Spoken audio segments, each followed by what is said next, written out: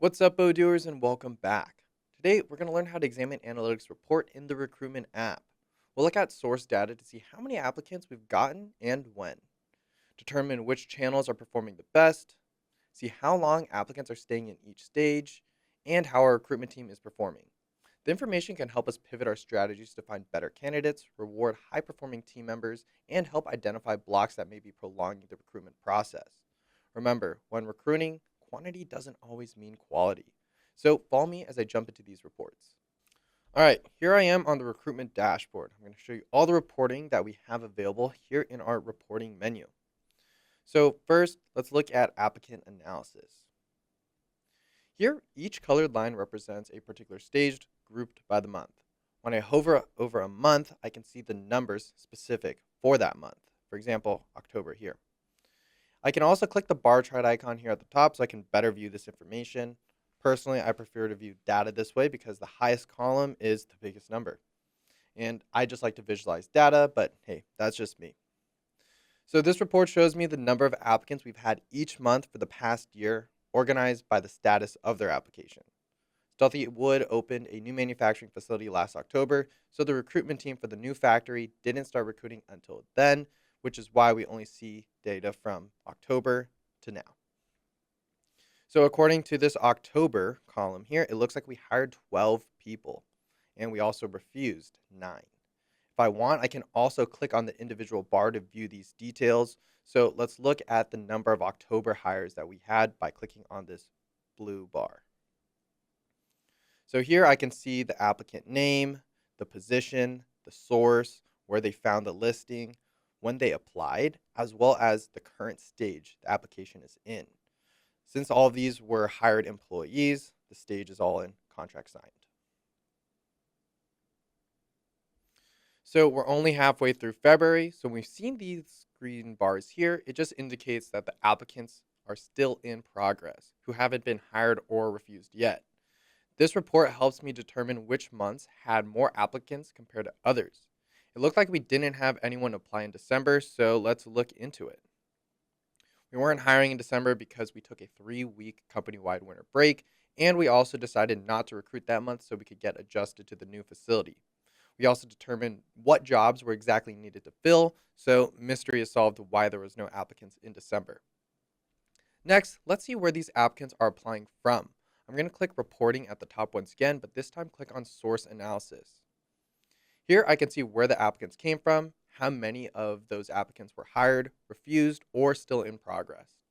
I want to make this easier to understand, so I'm going to click on the descending icon here at the top. And now I can see the sources ordered from best performing to the least. And it looks like our postings here on monster.com have the best success rate. We hired 5 employees who applied from there. That's really good to know. This also includes direct employee referrals. Here I can see that Maggie Davidson has had the biggest referral success rate with 4 hires. Way to go, Maggie. But there's another way to look into these numbers in more detail. I'm going to click the pivot table icon here in the upper right hand corner. And now I can see the exact number of total applicants of how many were hired, refused, and still in progress, organized by each job position. First, I'm just going to click into the search bar here and group this information by source. And now I can see all the information, and we're also going to further categorize this now by clicking medium to group this by that as well. And now I can see exactly how each applicant applied from each method. For example, I can see 5 applicants who applied through just basic search engine, and I can see that one of them applied via email, and the other 4 are from Google AdWords. Yes, AdWords, that's a real form of advertising. If I click on the Google AdWords and then click on applicant name, I can see exactly who applied through Google AdWords. Isn't that amazing? All right, next, let's see how long applicants are sitting in each stage. I'm just going to click reporting at the top again, and this time click on velocity analysis. This is basically a time and stage report. Hey, don't blame me, I didn't come up with these names. Wow, it looks like there's so many lines reflecting how many positions we're filling. Because of that, it's hard to understand what we're looking at. So we're going to switch back to the bar chart because it's my favorite view. And this is my favorite view just because my brain prefers to see data like this, but of course you can choose the line or even pie chart if that's best for you. I want to also view this information in the stacked form, so I'm just going to click this pancake icon here at the top, and now I can easily see the larger chunks that sat in stages, while these tiny chunks here, for example, moved much faster through the pipeline. The chunks tell me the average number of days by position each applicant stayed in each stage. I know why the applicants sat in some of those bigger chunks. So if I hover to the top, for example, I can see that the marketing manager applicant sat in the first stage for an average of 72 days.